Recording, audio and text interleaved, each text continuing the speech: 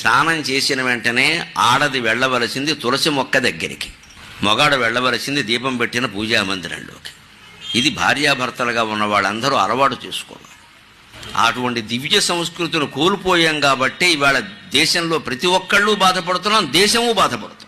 పూష వెలుంగులో సూర్యోదయం ఇంకా కాకముందే ఈ దేశంలో ప్రతి ఇల్లాలు కులభేదం లేకుండా స్నానం చేసి ఉతికిన చీర కట్టుకుని సిగలో ఇంత మల్లె పువ్వు, చామంతి పువ్వు, ఏ కాలంలో ఏ పువ్వు పూస్తే ఆ పువ్వు జడలో తురుముకిన ముత్తైదువుగా వెళ్ళి తులసి మొక్క చుట్టూ 3 ప్రదక్షిణాలు చేసి దోష నీళ్లు పోసిందండి.